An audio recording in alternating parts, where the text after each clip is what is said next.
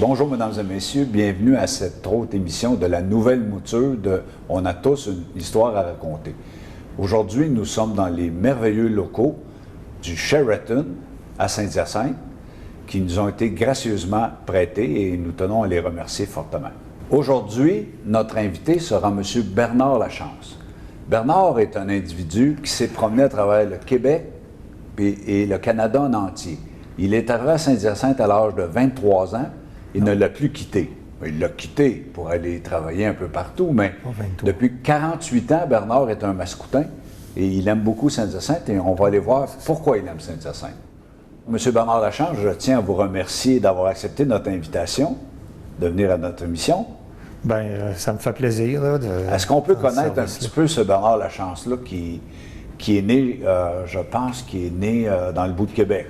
Je suis né au Lac-Etchemin, là, qui est je pense que c'est le comté de Beauce-Sud. Dans le temps, ça s'appelait c'était le comté de Dorchester. Là, maintenant, ça fait partie de Chaudière-Appalaches. Oui, c'est dans la région Chaudière-Appalaches. Je suis toujours dans la même région, mais le comté a changé. Le comté de Dorchester. Très jeune, tu es parti pour Ottawa, si je me souviens bien. J'ai vécu mon enfance là, dans le village. C'était en 59, ça. Ouais, j'avais 9 ans, là, presque 10 ans. On a déménagé à Ottawa. J'ai demeuré 1 an à Ottawa, là, dans le quartier qui s'appelle la Côte-de-Sable. Puis ensuite, mon père a acheté une maison à Hull. On avait loué, là, c'était toute une maison. C'était comme un genre de duplex là, sur 3 étages, plus le sous-sol, là, tout à nous autres. À côté, c'était la chancellerie de l'ambassade du Danemark. Puis c'était l'ancienne maison de Paul Martin. Paul Martin père. Paul Martin père. Qui avait été ministre des Affaires étrangères. Qui s'était présenté, je pense, en 68 pour le leadership du Parti libéral. Et que M. Pierre-Éliott Trudeau a gagné. Oui, fait que c'était le père, justement, de Paul Martin, qui est devenu premier ministre par après, là, plus récemment. Puis il avait été sénateur aussi. Fait que c'était son ancienne maison. Puis là, il avait vendu ça à un monsieur en arrière, qui est sur le bord de la rivière, là, qui était assez riche. Là. Il y avait des blocs, lui. Puis c'était un gars d'origine juive, tout ça. Là, puis il louait la maison. Fait qu'on avait loué la maison. Mes parents avaient loué la maison là, 1 an, là, le temps qu'on s'installe dans la région. Donc, c'est Ottawa. Puis après ça, ce que je sais de Bernard Lachance, c'est qu'avant de s'en venir à Saint-Hyacinthe, parce que moi, je l'ai connu quand il est arrivé à Saint-Hyacinthe, mais avant, il est parti sur les bateaux. Oui, j'ai fait 2 ans à l'école de marine, là. Je suis allé en Nouvelle-Écosse, parti là un hiver, on naviguait à Terre-Neuve, puis tout ça. Ensuite, moi, quand j'ai laissé ça, là, je voulais, en tout cas, j'envisageais faire d'autres choses, possiblement, puis... Là, mes parents avaient déménagé à Saint-Hyacinthe, parce que mon père avait un poste ici à l'hôpital. L'hôpital ouvrait, là, le nouvel hôpital Honoré-Mercier. Puis, ça fait que, je suis parti. Puis, j'ai échoué ici à Saint-Hyacinthe. Puis, j'ai dit, on va voir, là. Puis, finalement, je suis jamais reparti. Donc, c'est parce que tu as aimé Saint-Hyacinthe, tu n'es jamais reparti. Ou d'autres choses t'ont intéressé? Tu as trouvé épouse? J'ai trouvé épouse. Qui prend femme, prend pays, comme on dit. Alors, puis écoute, je me suis fait un milieu de vie ici. Moi, je suis un gars qui est bien partout, parce qu'entre-temps aussi, j'ai retourné naviguer. Je naviguais l'été, tout ça. Puis, mais entre-temps, quand je suis arrivé, là, il manquait... là, j'ai dit, je vais me trouver un job, là, tout ça. Puis il manquait de prof d'anglais, puis j'étais parfait bilingue, tout ça. Fait que j'ai été tout simplement là, à la commission scolaire, j'ai été voir s'il y avait de l'ouvrage. Ça, c'était, je pense, un vendredi, puis le lundi suivant, j'étais dans une classe. C'était dans quelle école?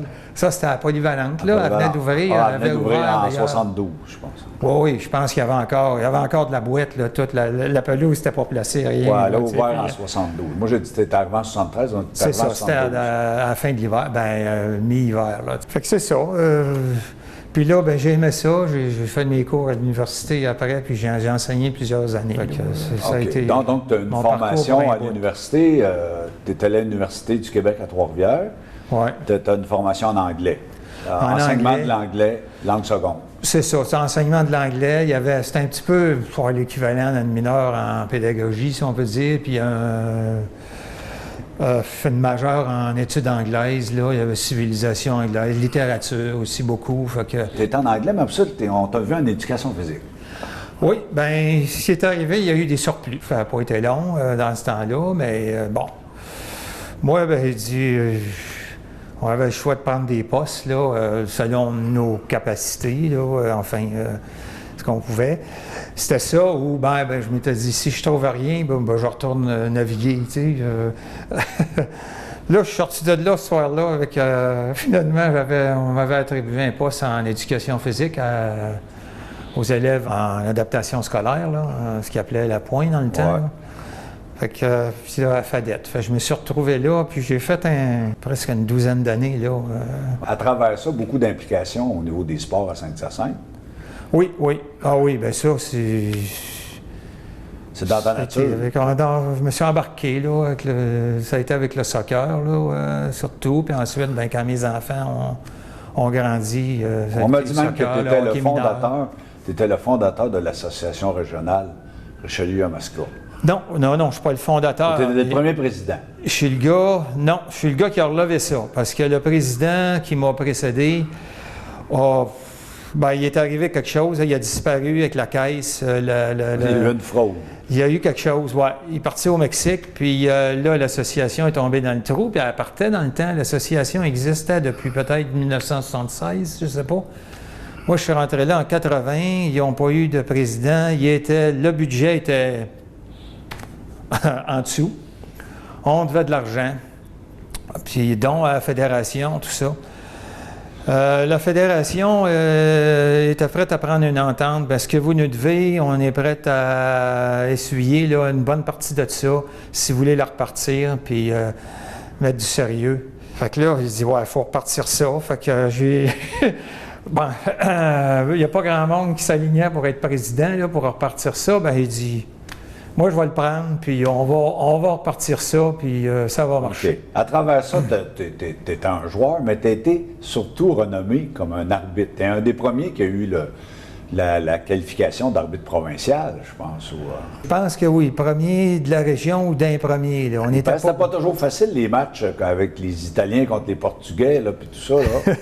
Non, mais j'ai été capable, j'ai monté assez vite, puis j'allais faire des matchs à Montréal, là, les ligues dans le temps, il y avait la Ligue Excellence, Pré-Excellence, j'arbitrais universitaire aussi, j'ai pris du galon assez vite parce qu'il manquait de monde. Puis dans la région, il manquait d'arbitres. Il fallait former des arbitres. Alors, c'est là-dessus que je me suis impliqué. J'ai arrêté de jouer pour me donner à l'arbitrage. Puis en plus des autres chapeaux que j'avais, là, président, ça a duré 1 an, puis j'ai passé ça à d'autres. On partait avec quelques centaines de dollars dans le trou financièrement. Puis on s'est retrouvé avec un surplus de 5 000 à la fin de l'année. Okay. Puis là, le monde, on dit à l'Assemblée, ouais, ça va bien, tout ça. Ouais, j'ai dit 5 000, c'est pas beaucoup si on veut établir des choses. Monter des programmes pour les jeunes, des programmes de formation, des choses comme ça. Il y a une carrière d'arbitre, de formation d'arbitre. Puis je sais aussi, j'ai entendu dire qu'il y a une carrière d'entraîneur et de gérant général de grande équipe. Donc, tu es pas mal au courant toi-même aussi. Oui. Bien, après plusieurs années comme arbitre, là, même évaluateur d'arbitre, formateur d'arbitre, là, il commençait à avoir de la place. Puis là, à un moment donné, j'ai eu une blessure au genou qui a été tenace, là, puis c'est sûr qu'aujourd'hui, je ne serais pas resté sur le carreau aussi longtemps parce qu'avec ce qu'on connaît, dans le temps, la science était avancée, peut-être pour les athlètes élites puis universitaires, mais pas nous autres. Tu sais, on en savait moins. La physiothérapie, ces sciences-là, ça c'était en développement. Les gens les prenaient pour des charlatans. Alors, quand on sait qu'est-ce que ça nous apporte comme bien quand on est athlète, là. Fait que là, j'ai dit, qu'est-ce que je vais faire? J'ai dit, là, moi, arbitrer les matchs de haut niveau, tout ça, faut que tu cours, faut que tu sois en forme. Puis les jeunes, à chaque année, toi, tu prends de l'âge, tu prends de l'expérience comme arbitre, mais tu prends de l'âge aussi. On dit que ça prend 10 ans former un bon arbitre. Fait que tu prends de l'âge, mais les gars que tu arbitres sont de plus en plus jeunes. Fait qu'il faut que tu sois capable de les suivre. Hein? Fait que là, ben écoute, avec cette blessure-là, j'étais sur le carreau un petit bout. Ben, j'ai dit, qu'est-ce que je fais? Ben là, il dit. Puis là, il y avait justement le club Milano dans lequel tu jouais. Puis là, qui avait tombé, il y avait eu un problème à la fin de la saison. Puis là, j'ai dit, bon, ben, faut repartir ça. J'ai été voir Denis. J'ai dit, là, on part ça d'aplomb. Puis ça m'a, en tout cas, ça m'a donné une go. Mais moi, ce que je sais, puis les gens savent, c'est que dès que Bernard Lachance rentrait dans de quoi, il amenait sa passion, il amenait sa fougue, sa détermination, et ça fonctionnait tout le temps. Les gens, au début, disaient « Oui, ça n'a pas d'allure. » Non. Laissez aller Bernard, vous allez voir. Bien, finalement, ça a marché parce qu'on a eu du résultat, hein, David? Tout le temps. Mais là, si je reviens à ta carrière, t'enseignes, parallèlement, tu fais du soccer, tout ça. Tu as deux beaux enfants qui arrivent, tu as une charmante épouse, Lise. Et là, à un moment donné, il arrive un blocage, là. Bernard, il dit, moi, là, je ne veux pas enseigner. C'est fini, là. Ça a duré combien de temps, ça, cette période-là? À un moment donné, j'ai été un peu saturé. Je suis parti à une période aussi où c'était serré. Il y a eu une grande période dans l'enseignement. À un moment donné, il ne rentrait plus de nouveaux membres. Les nouvelles faces que tu voyais dans les écoles, c'était des jeunes qui venaient faire un remplacement de congé de maternité ou de congé de maladie. Puis, les autres, là, tu sais, moi, ben écoute, à un moment donné, moi, j'étais un gars de défis. Quand j'ai eu des défis, quand j'ai fait un bout dans quelque chose, il faut que je change. Ouais. Là, il y a eu un temps où dans cette période là, de réflexion sur qui est Bernard, moi, je me souviens, tu t'es ramassé à un moment donné, puis c'est pas péjoratif, tu étais pompiste. Ah oui, bien là, c'est que j'étais... Oui, j'ai eu une pause. J'ai eu une pause un petit peu difficile. Bien, quand j'ai quitté l'enseignement, je me préparais aussi à m'en aller dans le milieu de la finance, là. Puis j'ai pas aimé ça, moi, du travail payé à la commission, puis tout ça, là. Mais par contre, j'ai appris quelque chose. J'ai appris encore mieux à gérer mon argent, puis ça m'a... Sur le plan personnel, ça m'a apporté de quoi. Tu étais pompiste? J'ai pas fait ça longtemps. Tout en faisant ça, bien, j'ai réalisé que finalement... j'étais peut-être pas écœuré d'enseigner, mais j'étais tanné peut-être dans le milieu. Je voulais changer de milieu tout en restant enseignant. Là, j'ai pris une formation en soudure. Tu sais, je n'avais fait un peu à l'école de marine. Puis il y avait des demandes en soudage. Fait que j'ai fait ça. J'ai soudé un peu dans quelques entreprises, là. Puis j'ai fait mon cours. Finalement, j'ai fait en cours du soir. Là, j'ai été chercher mon DEP en soudure, puis après, mon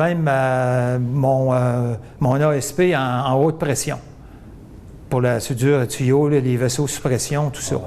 Fait que je me suis qualifié là-dedans, puis à un moment donné, j'ai eu justement, là, ça m'amène où tu voulais m'amener, là, un peu plus tôt. Ça m'a donné la chance de retourner enseigner, là, d'aller enseigner au Collège de la Garde-Côtière comme...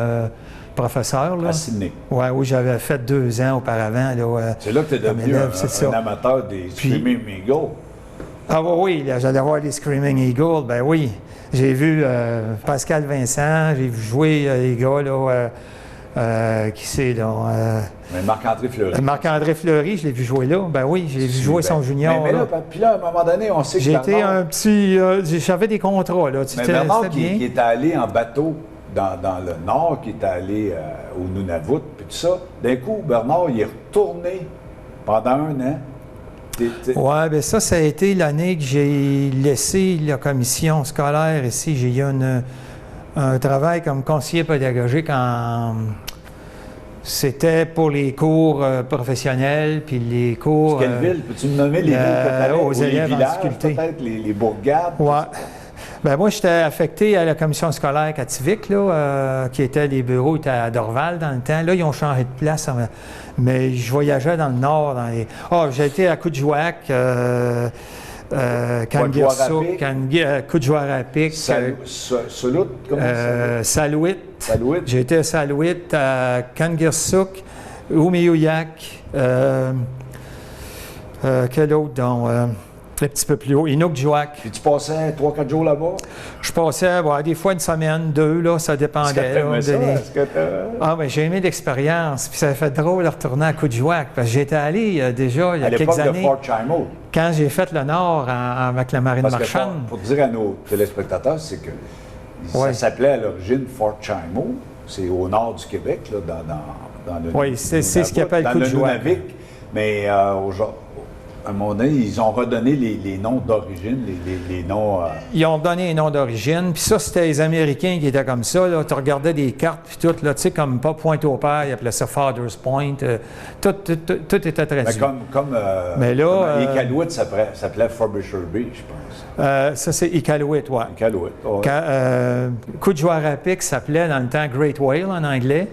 En français, poste à la baleine. Puis aujourd'hui, ils gardent les cartes noms, des fois, ils sont encore utilisés, mais c'est surtout Kuujjuaq, c'est le nom officiel. Puis il y a aussi Wapmagoostui. Puis ensuite de ça, on voit que tu es toujours resté à Saint-Hyacinthe malgré ça. Tu allais partout, mais tu revenais toujours à Saint-Hyacinthe. Ça donnait comme ça. Qu'est-ce qu'il y a à Saint-Hyacinthe de si attachant? Ben là, ma femme est ici, elle travaillait ici, tout ça. Ta carrière, c'est pas terminé là. Après ça, ta fin de carrière, je vais te laisser te le dire, mais tu as fini à Drummondville. Oui, c'est ça, parce que là, j'ai fait de la soudure quand même quelques années. Ça m'a donné la chance de retourner dans l'enseignement en allant enseigner la soudure aux élèves officiers mécaniciens là, à Nouvelle-Écosse, à Sydney. Puis là, après ça, moi, il y avait des postes au service correctionnel, là, j'avais le goût d'autres choses. Là, j'ai bifurqué, puis il y avait besoin de gens au service correctionnel. Puis ça, c'est quelque chose, ça m'avait trotté dans la tête plus jeune, j'aurais aimé être policier, tout ça. Fait que ça, c'était un peu semblable, là. Mais arbitre, c'est un genre de policier, là. C'est ça, les agents de correction, là, les gardiens de prison, c'est nous autres, la police. C'est combien d'années dans... près d'une dizaine d'années. Parce que là, je prenais l'âge. Mais est-ce qu'on peut dire, moi, je pense que où tu as terminé tout ça, c'est comme poseur de tickets. Qu'est-ce que tu peux nous dire là-dessus? Oui, on appelle ça ici en ville, un préposé à la réglementation. Là. Dans le cas ici, c'est la réglementation des stationnements. C'est pas quelque chose que j'aurais fait toute ma vie. Puis même, je me disais, j'ai bien fait d'aller travailler au pénitencier plutôt que de travailler dans la police, donner des tickets. Mais j'ai dit quand même, j'en donnais pareil. Là, j'ai dit, c'était ma job, puis envoyer. Mais j'essayais une approche aussi. Les gens qui n'étaient pas contents, j'essayais une approche pédagogique à ça, là, éducative, dire, écoutez, je dingue, pour pas longtemps. J'ai dit, pourquoi vous n'avez pas mis d'argent dans le parcomètre? Il y avait encore les parcomètres là, dans le temps, c'était avant qu'ils échangent pour les eurodateurs. Là. Tu sais. Fait que là, j'ai dit, si vous voulez pas en payer, là, il y a des stationnements, là, allez là-bas, là, il y a 2 heures, puis en plus, ça vous fait marcher, puis c'est bon pour votre santé. Tu sais, puis vous pouvez apprécier la ville. Tu sais, c'est un petit peu... au lieu de m'engueuler avec, j'essayais de leur faire voir le beau côté de... Si tu ne veux pas payer, va plus loin, puis marche, c'est bon pour ta santé. Puis si tu stationnes plus proche, c'est un privilège, c'est une contribution à la ville, tu sais. Dans le fond, c'est une taxe, hein, c'est une taxe. Mais c'est drôle, il y en a qui me demandaient du change, parce qu'ils n'avaient pas payé, tu sais, quand ils me voyaient, avez-vous du change? Oui, je vais vous donner du change. Je t'en donnais, tu sais. Celui qui me niaisait, lui, je me gênais pas pour y en donner, là, mais je veux dire, il y a quand même des gens, là, tu sais, des fois, je passais, n'oubliez pas, madame, de stationner, n'oubliez pas de mettre de l'argent dans le parcomètre. Oh oui, monsieur. Est-ce que tu t'es fait des amis? Non? Oui, on se fait, écoute. Tu as toujours eu le don de mettre les pieds où on ne se fait pas d'amis. Moi, j'ai trouvé ça impressionnant. Toi, tu t'en vas à arbitre. Un arbitre arrive, là, moi j'ai toujours dit, j'étais arbitre au hockey, je disais, quand j'arrive dans l'aréna, j'ai X amis. Quand je pars, j'ai X moins amis. Oh oui. Et toi, tu as toujours fait ça. Là, tu es allé dans les pénitenciers, c'est une autre place pour pas... Puis après ça, tu t'en vas poseur de tickets. Ben, Oui. C'est pas une place, ça fait des amis. Puis dans le bénévolat, j'ai fait des jobs responsable de discipline, responsable des arbitres. Les gens, des fois, je recevais des téléphones, ils m'appelaient. C'est qui ce maudit arbitre-là que tu m'as envoyé? Tout ça. C'est qui vient arbitrer la prochaine fois? Là? Ben, j'ai dit, tu le verras quand tu seras là. C'est pas toi qui décide, c'est moi. Tout ça vient de ton profond désir de justice. Oui, je pense qu'il faut... T'es un justicier. Ben oui, puis j'aime le contentieux. J'aime ça. Quand il y a des problèmes, j'aime ça, mais j'aime qu'ils ne restent pas longtemps. J'aime les régler. Puis j'ai fait du syndicalisme. Je l'avais fait dans l'enseignement, puis je l'ai fait au pénitencier. J'étais agent de grief au pénitencier. Okay. J'étais... Bon, c'est un job, c'est pas de tout repos, là. Puis les griefs, bon, tout ça. Puis des fois, tu te fais critiquer même par les membres. Ils sont contents quand tu gagnes leur cause, là, tout ça. Mais des fois, ils sont pas contents. Hein? Puis bon, ben avec les patrons aussi, il faut savoir comment... puis avec la maturité aussi, tu apprends aussi à dealer avec les gens. Entre autres, moi, mon approche, c'était, ben moi, ta position est ici. La mienne ou celle de mon membre, mon client que je défends est là. Ben on peut se rejoindre quelque part au milieu, là, tu sais, pour essayer d'avoir une entente. Puis ben, j'ai bien aimé mon expérience aussi. On a fait... j'ai été capable de régler des griefs qui traînaient depuis 3-4 ans, des fois, puis qui étaient rendus, ils étaient en attente à l'arbitrage. Puis, mais tu te rends compte avec tout ce que tu viens de me raconter, est-ce qu'on peut dire que Bernard Lachance est un être atypique? Est-ce que c'est un être standard ou bien... peut-être pas. Tu vis avec des passions, tu vis par passion, tu peux pas... c'est ça. Tu ne resteras pas une place que tu t'ennuies. Quel est ton loisir actuellement? Est-ce que les gens vont rester surpris de ce que tu accomplis actuellement? Oui, surpris. Enfin, parce qu'on voit ici que tu portes fièrement le drapeau canadien parce que tu les représentes, le Canada. J'ai eu une chance de reprendre l'athlétisme puis la course là, à un moment donné. Les circonstances de la vie m'avaient éloigné de ça, là, par les circonstances, des fois, qu'est-ce qu'on fait? Je n'avais fait au secondaire, l'athlétisme sur piste. Puis là, j'ai su que ça...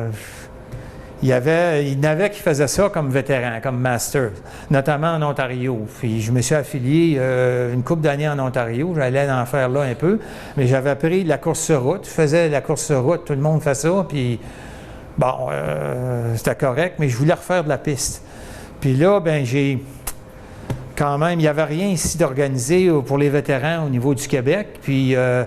il y avait quand même quelques vétérans là, qui faisaient du demi-fond, là, comme du 800 mètres, du 1500 mètres, puis de la course sur route. Mais on n'avait rien pour vétérans là, sur piste, tout ça. Fait qu'on a parti ça. À un moment donné, j'ai frappé à la porte de la fédération. La première fois, ça m'a pas... ça n'a pas pris parce qu'ils ne croyaient pas à ça. Là. C'était l'ancienne, les anciens gangs. Puis c'est pas pour parler contre eux autres, mais c'était pas dans leur priorité. Mais quand Laurent Godbout est rentré directeur général là, de la fédération, là, il y a eu beaucoup de changements. Puis là, j'ai frappé à la porte encore. Puis là, j'ai en tout cas essayé d'essayer de réunir les gens pour qu'on fasse quelque chose. Puis c'est comme ça que ça a commencé. Puis là, on a quand même un programme vétéran en fédération. Beaucoup de monde ont adhéré. Puis là, on a du monde qui font pas juste du fond puis du demi-fond, mais qui font du sprint. On en a plus, des sauts, des haies, des lancers, enfin, tout ce qui comprend l'athlétisme. Là, puis des épreuves combinées même. Fait que moi, j'aime les défis, puis... OK, mais c'est ça. Mais là, t'es le représentant du Canada chez les 70 ans et plus maintenant?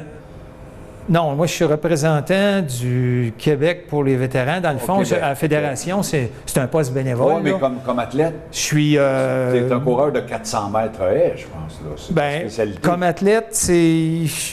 Oui, je faisais du 800, du 400. Là, c'est plus 400, 200. Puis du 300 mètres haies, des haies, c'était 100 mètres. Là, mais là, à 70 ans, on tombe à 80 mètres haies. Là. On raccourcit un peu. Comme à 60 ans, pour le 400 mètres, c'est du 300 mètres haies. Là. Mais là tu as 70. Là, j'ai 71 ans. T'as-tu 71? Ben oui, déjà. Ah, t'as 71. Parce que, tu sais, à notre émission, on ne reçoit que des septuagénaires. au début, je m'interrogeais parce que tu étais tellement entraîné, tout ça, je me disais, mais j'ai dit, il y a quelques années de plus que moi, il doit avoir 70. Ah, mais écoute. Mais Bernard, là-dessus, moi, encore là, il faut terminer. On peut passer encore une heure avec toi, mais je pense que nos téléspectateurs ont pu voir qu'à Saint-Hyacinthe, Bernard a passé sa vie à Saint-Hyacinthe, donc Saint-Hyacinthe est une ville... Une partie de ma vie. 48 ans sur 71, c'est quand même... c'est les 2 tiers. Et je pense que... Et davantage... Mais avec des bons séjours, des fois à l'extérieur, mais en revenant. Les gens ont pu voir qu'il y avait quelqu'un qui aimait Saint-Hyacinthe, qui s'y est attaché, mais qui en plus est un personnage coloré, puis qu'à Saint-Hyacinthe, il y a des gens de toutes les espèces, et Bernard, c'en est un. C'est vraiment un atypique. Tu es un plus pour une société parce que tu t'impliques et tu as des belles valeurs, je pense, puis tu les as transmises ici. Tes enfants sont impliqués dans la région aussi. Ils sont oui, là. Ils travaillent ici, ils sont établis ici. C'est du monde que... Tu es même devenu un grand-papa. Ah oui, j'ai deux beaux enfants, là, 2 beaux petits-enfants qui ont 7 ans et 3 ans. Qu'est-ce que tu veux que les Mascoutins retiennent de Bernard Lachance, qui est arrivé ici à 23 ans, que les gens ne connaissaient pas, qui n'était pas de souche, mais qui a passé sa vie ici, qui est impliqué dans tout? Qu'est-ce que tu veux léguer à Saint-Hyacinthe? Je ne léguerais pas juste à Saint-Hyacinthe, mais à tous ceux que je connais. J'ai été impliqué moi-même dans le bénévolat, là, dans le sport, tout ça, en dehors de Saint-Hyacinthe, au niveau de la région. Pour en parler, oui, mais pas pour m'impliquer dans des partis. Quoique je me suis intéressé à la politique. Mais, tu sais, moi, ce que je veux laisser comme legs, dire, écoute, dans la vie, c'est... L'image, là, c'est un peu comme une course à relais. On reçoit, il faut donner. Puis c'est ça. T'es le témoin qui va passer là, de nos suivants. C'est ça. Nos connaissances, nos expériences. Et puis on voit on voit que tu as un petit peu d'émotion parce que tu es un être entier et passionné. Et ça ressort très bien. On le voit dans l'entrevue. Puis moi, je suis content. Puis je suis heureux de faire partie de tes amis parce que tu es un homme d'une rigueur et d'une fidélité. Là. Si tu es ami avec Bernard Lachance, tu vas t'aimer toute ta vie. Il n'y a aucun danger là-dessus parce que c'est un homme de droiture, etc. Je pense que les gens ont pu découvrir un beau mascoutin, quelqu'un qui est venu apporter de la vie à Saint-Hyacinthe. Merci, M. Bernard Lachance, d'avoir accepté notre invitation. Ça complète notre entrevue, mais je pense qu'avec Bernard Lachance, il n'y aura jamais de fin. Ça fait que j'aimerais vous remercier et inviter les gens, nos téléspectateurs, à nous revenir à la prochaine émission dont on a tous une histoire à raconter. Merci d'avoir été là et à la prochaine.